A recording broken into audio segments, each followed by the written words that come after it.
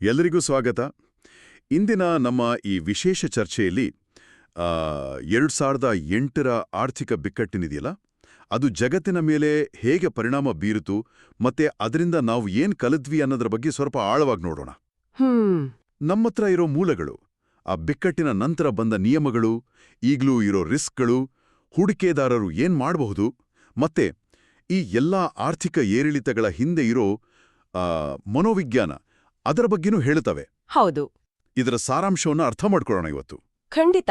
2008ರ ಘಟನೆಗಳು ಅದು ಬರೀ ಹಿಸ್ಟ್ರಿ ಅಲ್ಲ, ಅದಕ್ಕೆ ಜಗತ್ತು ಹೇಗೆ ರಿಯಾಕ್ಟ್ ಮಾಡ್ತು ಅಂತ ಅರ್ಥ ಮಾಡ್ಕೊಂಡ್ರೆ ಇವತ್ತಿನ ಆರ್ಥಿಕ ಪರಿಸ್ಥಿತಿ ಸ್ವಲ್ಪ ಕ್ಲಿಯರ್ ಆಗುತ್ತೆ. ಹೌದು. ಆ ಪಾಠಗಳು ಇವತ್ತಿನ ಮಾರುಕಟ್ಟೆ, ಪಾಲಿಸಿ ಮೇಕಿಂಗ್, ಆಮೇಲೆ ನಮ್ಮ ಫೈನಾನ್ಷಿಯಲ್ ಸಿಸ್ಟಮ್ನ ಸ್ಟೆಬಿಲಿಟಿ ಮೇಲೆ ಹೇಗೆ ಪರಿಣಾಮ ಬೀರ್ತಿದೆ ಅಂತ ನೋಡೋಣ. ಸರಿ, ಹಾಗಾದ್ರೆ ಮೊದಲು ಬಿಕ್ಕಟ್ಟಿನ ನಂತರ ತಕ್ಷಣ ಏನೆಲ್ಲ ಮಾಡಿದ್ರು ಅಂತ ಶುರು ಮಾಡೋಣ. ಇದು ಮತ್ತೆ ಆಗ್ಬಾರ್ದು ಅಂತ ಒಂದು ಸ್ಟ್ರಾಂಗ್ ಫೀಲಿಂಗ್ ಇತ್ತಲ್ವಾ? ಹೌದು ಹೌದು. ಗ್ಲೋಬಲ್ ಆಗಿ ದೊಡ್ಡ ಬದಲಾವಣೆಗಳೇ ಆದ್ವು ಅಲ್ವಾ? ಮೂಲಗಳು ಹೇಳೋ ಹಾಗೆ ಅಮೆರಿಕಾದಲ್ಲಿ ಡಾಡ್ ಫ್ರಾಂಕ್ ಕಾಯ್ದೆ 2010ರಲ್ಲಿ ಬಂತು. ಅದು ಒಂದು ದೊಡ್ಡ ಸ್ಟೆಪ್ ಅಂತೆ. ಅದು ಬ್ಯಾಂಕಿಂಗ್ ನಿಯಮಗಳನ್ನ ತುಂಬಾ ಸ್ಟ್ರಿಕ್ಟ್ ಮಾಡ್ತು ಅಂತ ಹೇಳಿದ್ದಾರೆ. ಹೌದು. ಇದರ ಅರ್ಥ ಏನು ಅಂದ್ರೆ ಸಾಮಾನ್ಯ ಜನರಿಗೆ ಸಿಂಪಲ್ ಆಗಿ ಹೇಳೋದಾದ್ರೆ, ಡಾಡ್ ಫ್ರಾಂಕ್ ಕಾಯ್ದೆ ಇದೆಯಲ್ಲ, ಅದು ಬ್ಯಾಂಕ್ಗಳು ಹಿಂದೆ ತಗೊಳ್ತಿದ್ದ ಹಾಗೆ ಅತಿಯಾದ ರಿಸ್ಕ್ ತಗೊಳ್ಳೋದನ್ನ ಕಂಟ್ರೋಲ್ ಮಾಡಕ್ ಟ್ರೈ ಮಾಡ್ತು. ಓಹೋ. ಅಂದ್ರೆ ಬ್ಯಾಂಕ್ಗಳು ಸ್ವಲ್ಪ ಜವಾಬ್ದಾರಿಯಿಂದ ಇರಬೇಕು, ಕಸ್ಟಮರ್ಸ್ ಇಂಟ್ರೆಸ್ಟ್ ನೋಡ್ಕೋಬೇಕು, ಆಮೇಲೆ ಒಂದ್ ದೊಡ್ಡ ಬ್ಯಾಂಕ್ ಫೇಲ್ ಆದ್ರೆ ಇಡೀ ಸಿಸ್ಟಮ್ ಕುಸಿದು ಹೋಗ್ಬಾರ್ದು, ಅದನ್ನೆಲ್ಲ ನೋಡ್ಕೊಳ್ಳೋಕೆ ರೂಲ್ಸ್ ತಂದ್ರು. ಇದು ಬರೀ ಅಮೆರಿಕಕ್ಕೆ ಮಾತ್ರ ಅಲ್ಲ. ಹೌದು. ಇಂಟರ್ನ್ಯಾಷನಲ್ ಲೆವೆಲ್ನಲ್ಲೂ ಬಾಸೆಲ್ 3 ನಿಯಮಗಳು ಬಂದುವು ಅಂತ ಮೂಲಗಳ ಹೇಳ್ತವೆ. ಇದರ ಉದ್ದೇಶ ಏನಾಗಿತ್ತು? ಬಾಸೆಲ್ 3 ಅದು ಗ್ಲೋಬಲ್ ಬ್ಯಾಂಕಿಂಗ್ಗೆ ಸಂಬಂಧಿಸಿದ್ದು. ಇವು ಏನ್ ಹೇಳದ್ವು ಅಂದ್ರೆ, ಬ್ಯಾಂಕ್ಗಳು ತಮ್ಮತ್ರ ಹೆಚ್ಚು ಬಂಡವಾಳ ಇಟ್ಕೋಬೇಕು. ಬಂಡವಾಳ ಅಂದ್ರೆ ಏನಾದ್ರೂ ನಷ್ಟ ಆದ್ರೆ ಅದನ್ನ ತಡ್ಕೊಳ್ಳೋಕೆ ಬೇಕಾದ ದುಡ್ಡು, ಒಂದ್ ರೀತಿ ಸೇಫ್ಟಿ ಕುಷನ್ ಮಾದ್ರಿ. ಸರಿ ಸರಿ. ಜೊತೆಗೆ ಬ್ಯಾಂಕ್ಗಳು ತಮ್ಮ ರಿಸ್ಕ್ಗಳನ್ನ, ವಿಶೇಷವಾಗಿ ಲಿಕ್ವಿಡಿಟಿ ರಿಸ್ಕ್ ಅಂತಾರಲ್ಲ, ಲಿಕ್ವಿಡಿಟಿ ರಿಸ್ಕ್, ಹೌದು, ಅಂದ್ರೆ ತಕ್ಷಣಕ್ಕೆ ದುಡ್ಡು ಬೇಕು ಅಂದ್ರೆ ಕೊಡೋಕಾಗೋ ಕೆಪಾಸಿಟಿ, ಅದನ್ನ ಚೆನ್ನಾಗಿ ಮ್ಯಾನೇಜ್ ಮಾಡ್ಬೇಕು ಅಂತ ಹೇಳಿದ್ವು. ಬೇಸಿಕಲಿ ಮುಂದೆ ಬರೋ ಶಾಕ್ಗಳನ್ನ ತಡ್ಕೊಳ್ಳಕ್ಕೆ ಬ್ಯಾಂಕ್ಗಳನ್ನ ಸ್ಟ್ರಾಂಗ್ ಮಾಡೋ ಪ್ರಯತ್ನ ಇದು. ಅಂದ್ರೆ ಹೆಚ್ಚು ಬಂಡವಾಳ ಇಟ್ಕೊಡೋದಲ್ದೆ ಬ್ಯಾಂಕ್ಗಳು ಎಷ್ಟ್ರ ಮಟ್ಟಿಗೆ ಸ್ಟ್ರಾಂಗ್ ಇದಾವೆ ಅಂತ ಟೆಸ್ಟ್ ಮಾಡಕ್ಕೆ ಸ್ಟ್ರೆಸ್ ಟೆಸ್ಟ್ ಅಂತ ಏನೋ ಶುರು ಮಾಡಿದ್ರಂತೆ. ಹೌದು, ಕರೆಕ್ಟ್. ಅದೊಂದು ಇಂಪಾರ್ಟೆಂಟ್ ಡೆವಲಪ್ಮೆಂಟ್. ಅದು ಹೇಗೆ ವರ್ಕ್ ಆಗುತ್ತೆ? ಈ ಸ್ಟ್ರೆಸ್ ಟೆಸ್ಟ್ ಅಲ್ಲಿ ರೆಗ್ಯುಲೇಟರ್ಸ್ ಏನ್ ಮಾಡ್ತಾರೆ, ಅವರು ಕಾಲ್ಪನಿಕವಾಗಿ ತುಂಬಾ ಕಷ್ಟದ ಪರಿಸ್ಥಿತಿಗಳನ್ನ, ಅಂದ್ರೆ ದೊಡ್ಡ ಆರ್ಥಿಕ ಹಿಂಜರಿತ, ನಿರುದ್ಯೋಗ ಜಾಸ್ತಿ ಆಗೋದು, ಮಾರ್ಕೆಟ್ ಕ್ರ್ಯಾಶ್ ಆಗೋದು, ಇಂಥ ಸಿಚುವೇಶನ್ಸ್ಗಳನ್ನ ಕ್ರಿಯೇಟ್ ಮಾಡಿ. ಓಕೆ.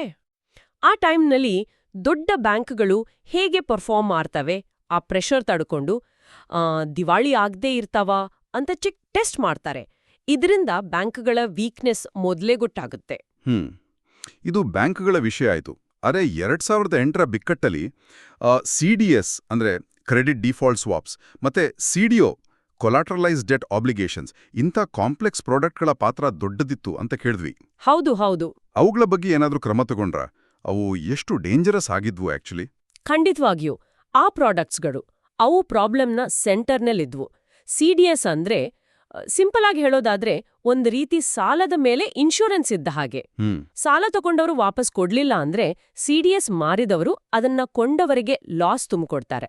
CDO ಅಂದ್ರೆ ಸಾವಿರಾರು ಲೋನುಗಳನ್ನ, ಉದಾಹರಣೆಗೆ ಅಡಮಾನ ಸಾಲಗಳನ್ನ ಒಟ್ಟು ಮಾಡಿ ಅದನ್ನ ಬೇರೆ ಬೇರೆ ರಿಸ್ಕ್ ಲೆವೆಲ್ನ ಪೀಸ್ಗಳಾಗಿ ಮಾಡಿ ಇನ್ವೆಸ್ಟರ್ಸ್ಗೆ ಮಾರೋದು. ಕೇಳೋಕೆ ಕಾಂಪ್ಲೆಕ್ಸ್ ಆಗಿದೆ. ಹೌದು. ಅವು ಎಷ್ಟು ಕಾಂಪ್ಲೆಕ್ಸ್ ಆಗಿದ್ವು ಅಂದ್ರೆ ಅವುಗಳ ಒಳಗಡೆ ನಿಜವಾಗ್ಲೂ ಏನು ರಿಸ್ಕ್ ಇದೆ ಅಂತ ಯಾರಿಗೂ ಕ್ಲಿಯರ್ ಆಗಿ ಗೊತ್ತೇ ಇರಲಿಲ್ಲ.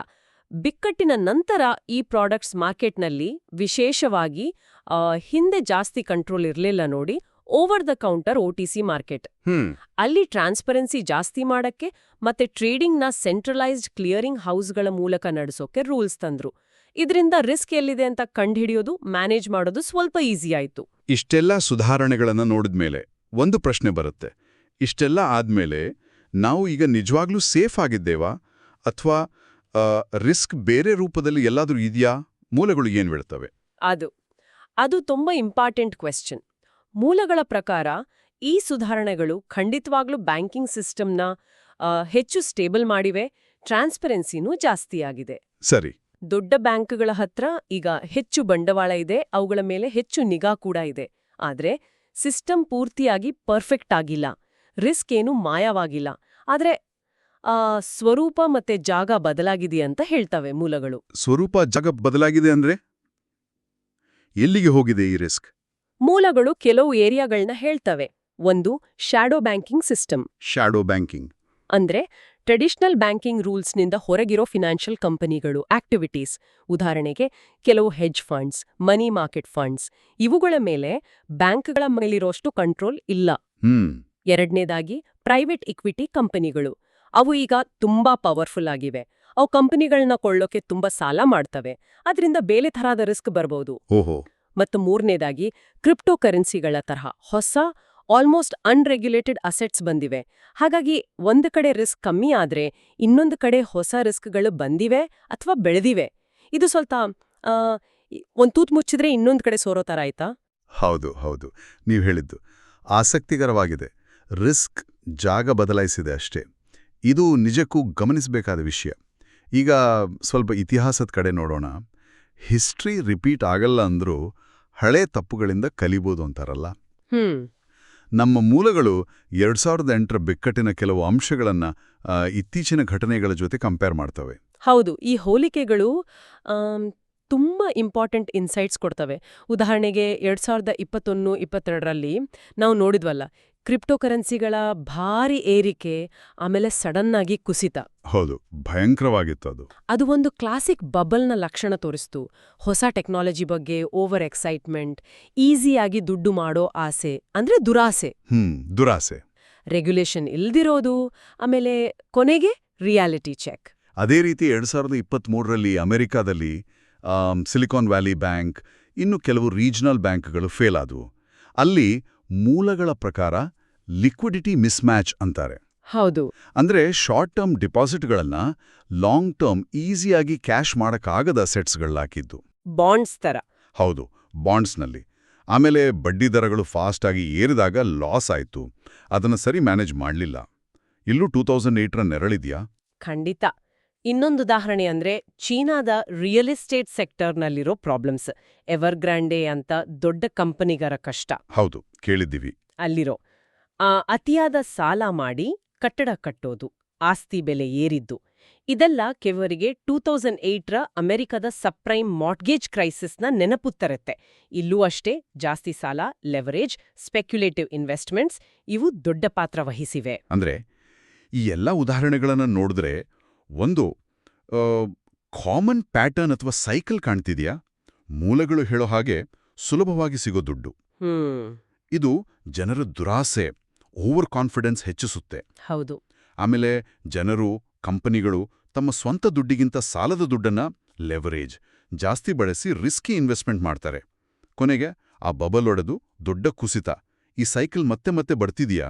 ಹೌದು, ನಿಮ್ಮ ಅನಾಲಿಸಿಸ್ ಕರೆಕ್ಟ್ ಆಗಿದೆ. ಈ ಹೋಲಿಕೆಗಳು ಸುಮ್ಮನೆ ಆಗಿರೋದಲ್ಲ, ಅವು ಫಿನಾನ್ಷಿಯಲ್ ಸಿಸ್ಟಮ್ನಲ್ಲಿ ಮತ್ತೆ ಮತ್ತೆ ಕಾಣೋ ಮಾನವ ನಡವಳಿಕೆ, ಭಯ, ದುರಾಸೆ ಎಲ್ಲರೂ ಮಾಡೋದ್ನೇ ಮಾಡೋದು. ಹರ್ಡ್ ಮೆಂಟಾಲಿಟಿ ಅಂತಾರಲ್ಲ. Heard mentality. ಹೌದು. ಮತ್ತೆ ಸಿಸ್ಟಮ್ನಲ್ಲೇ ಇರೋ ಕೆಲವು ವೀಕ್ನೆಸ್ಗಳನ್ನ ತೋರಿಸ್ತವೆ. ಫಿನಾನ್ಷಿಯಲ್ ಮಾರ್ಕೆಟ್ಗಳು ಬರೀ ಲಾಜಿಕ್, ಮ್ಯಾಥ್ಸ್ ಮೇಲೆ ನಡೆಯಲ್ಲ. ಹ್ಯೂಮನ್ ಸೈಕಾಲಜಿ, ಅದು ಎಷ್ಟು ಡೀಪ್ ಆಗಿ ಅನ್ಪ್ರಿಡಿಕ್ಟಬಲ್ ಆಗಿ ಎಫೆಕ್ಟ್ ಮಾಡುತ್ತೆ ಅನ್ನೋಕೆ ಇವೆಲ್ಲ ಉದಾಹರಣೆಗಳು. ಇದು ಬಹಳ ಮುಖ್ಯವಾದ ಪಾಯಿಂಟ್. ಹಾಗಾದ್ರೆ ಈ ಅನಿಶ್ಚಿತತೆ, ಈ ರಿಪೀಟ್ ಆಗೋ ಪ್ಯಾಟರ್ನ್ಸ್ಗಳ ಮಧ್ಯೆ ನಮ್ಮ ಹಾಗೆ ಸಾಮಾನ್ಯ ಹೂಡಿಕೆದಾರರು ತಮ್ಮ ದುಡ್ಡನ್ನ ಹೇಗೆ ಕಾಪಾಡ್ಕೋಬಹುದು? ಏನಾದರೂ ಪ್ರಾಕ್ಟಿಕಲ್ ಟಿಪ್ಸ್ ಇದೆಯಾ ಮೂಲಗಳಲ್ಲಿ? ಖಂಡಿತ ಇವೆ. ಮೂಲಗಳು ಕೆಲವು ಬೇಸಿಕ್ ಆದ್ರೂ ತುಂಬಾ ಇಂಪಾರ್ಟೆಂಟ್ ಸ್ಟ್ರಾಟಜಿಗಳನ್ನ ಹೇಳ್ತವೆ. ಫಸ್ಟ್, ಯಾವುದೇ ಅಸೆಟ್ನಲ್ಲಿ ಇನ್ವೆಸ್ಟ್ ಮಾಡೋ ಮುಂಚೆ ಅದರ ಹಿಂದಿನ ರಿಯಾಲಿಟಿ ಅರ್ಥ ಮಾಡ್ಕೊಳ್ಳೋದು. ಅಂದ್ರೆ ಕೊನೆಗೆ ಯಾರು ದುಡ್ಡು ಕೊಡ್ತಿದ್ದಾರೆ, ಹೂ ಪೇಸ್, ಆ ಆದಾಯದ ಮೂಲ ಎಷ್ಟು ಸ್ಟೇಬಲ್.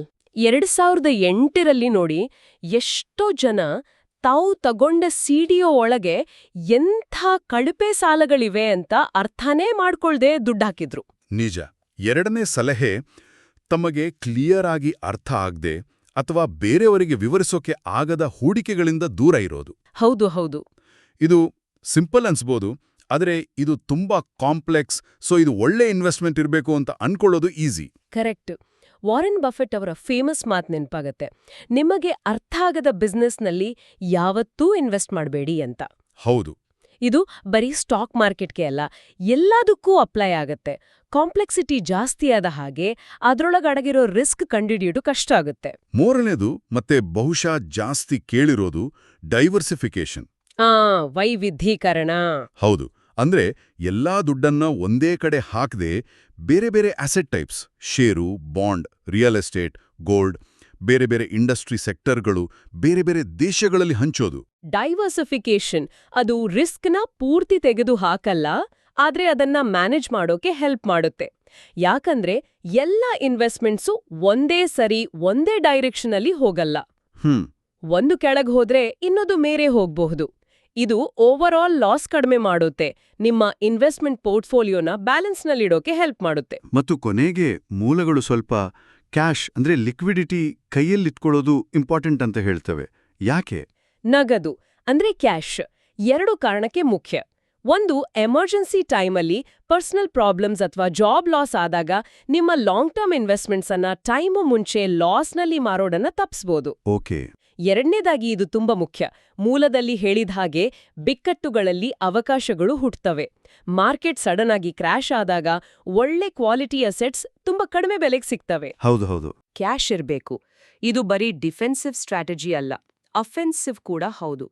ತಾಳ್ಮೆಯಿಂದ ಇರೋಕೆ, ಲಾಂಗ್ ಟರ್ಮ್ ಯೋಚನೆ ಮಾಡೋಕೆ ಹೆಲ್ಪ್ ಮಾಡುತ್ತೆ. ನಾವೀಗ rules, history, comparisons, investment strategies ಬಗ್ಗೆ ಮಾತಾಡಿದ್ವಿ. ಆದರೆ ನೀವು ಮೊದಲೇ ಹೇಳ್ದಾಗೆ ಈ ಎಲ್ಲದರ ಹಿಂದೆ ಹ್ಯೂಮನ್ ಸೈಕಾಲಜಿ ಇದೆ. ಮೂಲಗಳು ಹೇಳೋ ಹಾಗೆ ದುರಾಸೆ, ಭಯ ಮತ್ತೆ ಹರ್ಡ್ ಮೆಂಟಾಲಿಟಿ ಇವು ಆರ್ಥಿಕ ಬಬಲ್ಸ್, ಕ್ರ್ಯಾಶ್ಗಳಿಗೆ ಮುಖ್ಯ ಕಾರಣಗಳು. ಇದನ್ನ ಸ್ವಲ್ಪ ವಿವರಿಸ್ತೀರಾ? ಖಂಡಿತ. ಫೈನಾನ್ಷಿಯಲ್ ಮಾರ್ಕೆಟ್ಗಳು ಬರೀ ನಂಬರ್ಸ್, ಲಾಜಿಕ್ ಮೇಲೆ ನಡೆಯಲ್ಲ. ಅವುಗಳನ್ನ ನಡೆಸೋದು ಮನುಷ್ಯರು. ನಾವು ಭಾವನಾತ್ಮಕ ಜೀವಿಗಳು. ದುರಾಸೆ ಅದು ಜನನ್ನ ಓವರ್ ರಿಸ್ಕ್ ತಗೊಳೋಕೆ ಪ್ರೇರೇಪಿಸುತ್ತೆ, ವಿಶೇಷವಾಗಿ ಬೆಲೆಗಳು ಏರ್ತಾ ಹೋದಾಗ. ಅಯ್ಯೋ, ಮಿಸ್ ಮಾಡ್ಕೋಬಾರ್ದು ಅನ್ನೋ ಫೀಲಿಂಗ್, ಫೋಮೋ ಅಂತಾರಲ್ಲ. ಫೋಮೋ, ಹೌದು, ಫಿಯರ್ ಆಫ್ ಮಿಸ್ಸಿಂಗ್ ಔಟ್. ಅದು ಬೆಲೆಗಳು ಬೀಳೋಕ್ ಶುರುವಾದಾಗ ಜನ ಲಾಜಿಕ್ ಇಲ್ದೆ ಎಲ್ಲಾ ಮಾರೋಕೆ ಪ್ರೇರೇಪಿಸುತ್ತೆ. ಇದ್ರಿಂದ ಕುಸಿತ ಇನ್ನೂ ಜಾಸ್ತಿ ಆಗುತ್ತೆ. ಹರ್ಡ್ ಮೆಂಟಾಲಿಟಿ ಅಂದ್ರೆ ತಮ್ಮ ಸ್ವಂತ ಅನಾಲಿಸಿಸ್ಗಿಂತ ಬೇರೆಯವ್ರು ಏನ್ ಮಾಡ್ತಿದಾರೋ ಅದನ್ನೇ ಫಾಲೋ ಮಾಡೋದು. 2008ರಲ್ಲಿ ನೋಡಿ, ಮನೆ ಬೆಲೆ ಯಾವತ್ತೂ ಕೆಳಗೆ ಹೋಗಲ್ಲ ಅನ್ನೋ ನಂಬಿಕೆ, ಅಥವಾ ಎಲ್ರೂ ಮಾರ್ಟ್ಗೇಜ್ ಬಾಂಡ್ಸ್ ತಗೊಳ್ತಿದ್ದಾರೆ ಸೊ ಅದು ಸೇಫ್ ಇರಬೇಕು ಅನ್ನೋ ಹರ್ಡ್ ಮೆಂಟಾಲಿಟಿ ಹೇಗ್ ವರ್ಕ್ ಆಯ್ತು ಅಂತ ನಮಗೆ ಗೊತ್ತಿದೆ. ಈ ವಿಷಯವನ್ನ ಇನ್ನಷ್ಟು ಡೀಪ್ ಆಗಿ ಅರ್ಥ ಮಾಡ್ಕೊಳ್ಳಕ್ಕೆ ಮೂಲಗಳು ಕೆಲವು ಬುಕ್ಸ್ ರೆಫರ್ ಮಾಡ್ತವೆ ಅಂತ ಹೇಳಿದ್ರಿ. ಮಾರ್ಗನ್ ಹೌಸೆಲ್ ಅವರ ದಿ ಸೈಕಾಲಜಿ ಆಫ್ ಮನಿ, ಅದು ಒಳ್ಳೆ ಪುಸ್ತಕ. ಮತ್ತೆ ಚಾರ್ಲ್ಸ್ ಕಿಂಡಲ್ಬರ್ಗ್ ಅವರ ಕ್ಲಾಸಿಕ್ ಮೀನಿಯಾಸ್, ಪ್ಯಾನಿಕ್ಸ್ ಅಂಡ್ ಕ್ರ್ಯಾಶಸ್. ಇವು ಏನ್ ಹೇಳ್ತವೆ? ಈ ಬುಕ್ಸ್ ಹಣದ ಜೊತೆ ನಮ್ಮ ರಿಲೇಶನ್ಶಿಪ್ ಎಷ್ಟು ಕಾಂಪ್ಲೆಕ್ಸ್ ಆಗಿದೆ, ನಮ್ಮ ಡಿಸಿಷನ್ಸ್ಗಳ ಮೇಲೆ ನಮ್ಮ ಬಯಾಸ್ಗಳು ಹೇಗೆ ಎಫೆಕ್ಟ್ ಮಾಡ್ತವೆ, ಮತ್ತೆ ಹಿಸ್ಟ್ರಿಯುದ್ದಕ್ಕೂ ಈ ಎಕನಾಮಿಕ್ ಕ್ರೇಜ್, ಕ್ರ್ಯಾಶ್ಗಳ ಪ್ಯಾಟರ್ನ್ ಹೇಗೆ ರಿಪೀಟ್ ಆಗುತ್ತೆ ಅನ್ನೋದ್ರ ಬಗ್ಗೆ ತುಂಬಾ ಒಳ್ಳೆ ಇನ್ಸೈಟ್ಸ್ ಕೊಡ್ತವೆ. ಕಿಂಡಲ್ಬರ್ಗರ್ ಅವರ ಬುಕ್ ಶತಮಾನಗಳಿಂದ ಎಕನಾಮಿಕ್ ಕ್ರೈಸಿಸ್ ಹೇಗೆ ಒಂದೇ ತರ ನಡೆಯುತ್ತವೆ ಅಂತ ತೋರಿಸುತ್ತೆ. ಹೌಸೆಲ್ ಅವರ ಬುಕ್ ಫಿನಾನ್ಷಿಯಲ್ ಸಕ್ಸೆಸ್ ಬರೀ ನಮ್ಮ ಇಂಟೆಲಿಜೆನ್ಸ್ ಮೇಲಲ್ಲ, ನಮ್ಮ ಬಿಹೇವಿಯರ್ ಮೇಲೆ ಜಾಸ್ತಿ ಡಿಪೆಂಡ್ ಆಗಿರುತ್ತೆ ಅಂತ ಹೇಳುತ್ತೆ.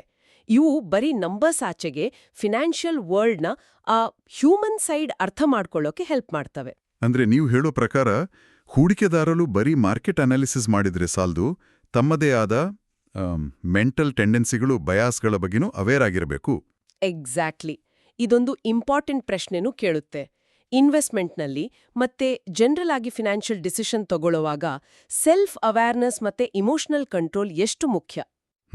ನಮ್ಮದೇ ದುರಾಸೆ, ಭಯ, ಓವರ್ ಕಾನ್ಫಿಡೆನ್ಸ್ ಅಥವಾ ಲಾಸ್ ಅವಾಯ್ಡ್ ಮಾಡೋ ಟೆಂಡೆನ್ಸಿ ಇದನ್ನೆಲ್ಲ ಗುರುತಿಸಿ ಅವು ನಮ್ಮ ಡಿಸಿಷನ್ಗಳನ್ನ ಹಾಳು ಮಾಡದ ಹಾಗೆ ನೋಡ್ಕೊಳ್ಳೋದು ಲಾಂಗ್ ಟರ್ಮ್ ಸಕ್ಸಸ್ಗೆ ತುಂಬಾ ಅಗತ್ಯ.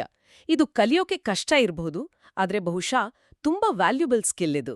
ಸರಿ, ಇವತ್ತಿನ ನಮ್ಮ ಈ ಡಿಸ್ಕಷನ್ನ ಒಟ್ಟಾರೆ ಸಾರಾಂಶ ನೋಡೋದಾದ್ರೆ ಮುಖ್ಯ ಪಾಯಿಂಟ್ಸ್. 2008ರ ಕ್ರೈಸಿಸ್ ನಂತರ ಗ್ಲೋಬಲ್ ಆಗಿ, ವಿಶೇಷವಾಗಿ ಬ್ಯಾಂಕಿಂಗ್ ಸೆಕ್ಟರಲ್ಲಿ ದೊಡ್ಡ ಸುಧಾರಣೆಗಳು ಬಂದಿವೆ. ಸಿಸ್ಟಮ್ ಮೊದಲಿಗಿಂತ ಸೇಫ್ ಆಗಿದೆ. ಹೌದು, ಆದಾಗ್ಯೂ ರಿಸ್ಕ್ ಪೂರ್ತಿಯಾಗಿ ಹೋಗಿಲ್ಲ. ಅದು ಹೊಸ ರೂಪಗಳಲ್ಲಿ ಶ್ಯಾಡೋ ಬ್ಯಾಂಕಿಂಗ್, ಕ್ರಿಪ್ಟೋ ಮತ್ತು ಹೊಸ ಜಾಗಗಳಲ್ಲಿ ಕಾಣಿಸ್ಕೊಳ್ತಿದೆ. ಅಲ್ಲದೆ ಹಿಸ್ಟಾರಿಕಲ್ ಎಕನಾಮಿಕ್ ಪ್ಯಾಟರ್ನ್ಗಳು ಚೀಪ್ ಮನಿ, ದುರಾಸೆ, ಜಾಸ್ತಿ ಸಾಲ, ಆಮೇಲೆ ಕುಸಿತ ಇತ್ತೀಚಿನ ಘಟನೆಗಳಲ್ಲೂ ಕಾಣ್ತಿದೆ ಇದು. ಹ್ಯೂಮನ್ ಬಿಹೇವಿಯರ್ ಎಷ್ಟು ಕನ್ಸಿಸ್ಟೆಂಟ್ ಅಂತ ತೋರಿಸುತ್ತೆ. ಈ ಪರಿಸ್ಥಿತಿಯಲ್ಲಿ ಹೂಡಿಕೆದಾರರು ತಮ್ಮನ್ನ ರಕ್ಷಿಸಿಕೊಳ್ಳೋಕೆ ಕೆಲವು ಪ್ರಾಕ್ಟಿಕಲ್ ಸ್ಟ್ರಾಟಜೀಸ್ ಇವೆ. ಇನ್ವೆಸ್ಟ್ಮೆಂಟ್ನ ಬೇಸಿಕ್ಸ್ ಚೆಕ್ ಮಾಡೋದು, ಅರ್ಥ ಆಗದಿದ್ದನ್ನು ದೂರ ಇರೋದು, ಡೈವರ್ಸಿಫೈ ಮಾಡೋದು, ಮತ್ತೆ ಕಷ್ಟದ ಟೈಮಿಗೆ ಹಾಗೂ ಆಪರ್ಚುನಿಟಿ ಬಳಸ್ಕೊಳ್ಳೋಕೆ ಸ್ವಲ್ಪ ಕ್ಯಾಶ್ ಇಟ್ಕೊಳ್ಳೋದು. ಮತ್ತು ಎಲ್ಲಕ್ಕಿಂತ ಮುಖ್ಯವಾಗಿ ಹ್ಯೂಮನ್ ಸೈಕಾಲಜಿ, ನಮ್ಮ ಎಮೋಷನ್ಸ್, ನಮ್ಮ ಬಯಾಸ್ಗಳು ಮಾರ್ಕೆಟ್ ಮೇಲೆ ದೊಡ್ಡ ಪ್ರಭಾವ ಬೀರುತ್ತವೆ.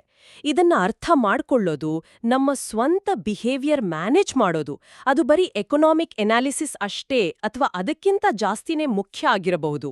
ಖಚಿತವಾಗಿ ಈ ಎಲ್ಲ ವಿಷಯಗಳನ್ನ ಗಮನದಲ್ಲಿಟ್ಕೊಂಡು ನಾವು ಮುಂದೆ ಹೇಗೆ ಯೋಚಿಸಬೇಕು? ಹೌದು, ಈ ಸದಾ ಬದಲಾಗೋ ಎಕನಾಮಿಕ್ ಚಾಲೆಂಜಸ್ ಮತ್ತೆ ಬರೋ ಸೈಕೊಲಾಜಿಕಲ್ ರಿಸ್ಕ್ಗಳು ಇದೆಲ್ಲ ನೋಡಿದಾಗ ಕೇಳುಗರಿಗೆ ಒಂದು ಕೊನೆಯ ಚಿಂತನೆಗಾಗಿ ಒಂದು ಪ್ರಶ್ನೆ. ಹೇಳಿ. ಇವತ್ತು ನಮ್ಮ ಮತ್ತೆ ಬೇರೆಯವರ ಇಕನಾಮಿಕ್ ಡಿಸಿಷನ್ಗಳನ್ನ ನಮಗೆ ಗೊತ್ತಿಲ್ಲದ ಹಾಗೆ ರೂಪಿಸ್ತಿರೋ ಕಾಣದ ಊಹೆಗಳು, ಅಸಂಪ್ಷನ್ಸ್ ಯಾವು? ನಾವು ಪ್ರಶ್ನಿಸದೆ ಒಪ್ಕೊಂಡಿರೋ ನಂಬಿಕೆಗಳು, ಉದಾಹರಣೆಗೆ ಟೆಕ್ನಾಲಜಿ ಯಾವಾಗ್ಲೂ ವ್ಯಾಲ್ಯೂ ಹೆಚ್ಚಿಸುತ್ತೆ ಅನ್ನೋದು, ಅಥವಾ ಈ ಸಲ ಬೇರೆ ಥರ ಇದೆ, ದಿಸ್ ಟೈಮ್ ಇಸ್ ಡಿಫ್ರೆಂಟ್ ಅನ್ನೋ ಫೀಲಿಂಗ್. ಇದು ಇಂಟ್ರೆಸ್ಟಿಂಗ್. ಆ ಬೇಸ್ ಇಲ್ದ ಊಹೆಗಳನ್ನ ಗುರ್ತಿಸಿ ಪ್ರಶ್ನೆ ಮಾಡಿ ಕ್ರಿಟಿಕಲ್ ಆಗಿ ಥಿಂಕ್ ಮಾಡೋ ಶಿಸ್ತನ್ನ ನಾವು ಹೇಗ್ ಬೆಳೆಸ್ಕೊಳ್ಬಹುದು? ಬಹುಶಃ ಇದು ಮುಂದೆ ಬರೋ ಎಕನಾಮಿಕ್ ತಪ್ಪುಗಳನ್ನ ತಪ್ಪಿಸೋಕೆ ಅಥವಾ ಅವುಗಳ ಎಫೆಕ್ಟ್ ಕಡಿಮೆ ಮಾಡೋಕೆ ತುಂಬಾ ಮುಖ್ಯವಾದ ಮೆಂಟಲ್ ಟೂಲ್ ಆಗಿರ್ಬೋದು. ಖಂಡಿತವಾಗಿಯೂ ಇದು ಎಲ್ಲರೂ ಆಳವಾಗಿ ಯೋಚನೆ ಮಾಡಬೇಕಾದ ವಿಷಯ. ಇಂದಿನ ನಮ್ಮ ಈ ವಿಶ್ಲೇಷಣೆಯನ್ನ ಇಲ್ಲಿಗೆ ಮುಗಿಸೋಣ. ನಮ್ಮ ಜೊತೆ ಈ ಚರ್ಚೆಯಲ್ಲಿ ಭಾಗವಹಿಸಿದ್ದಕ್ಕೆ ಧನ್ಯವಾದಗಳು.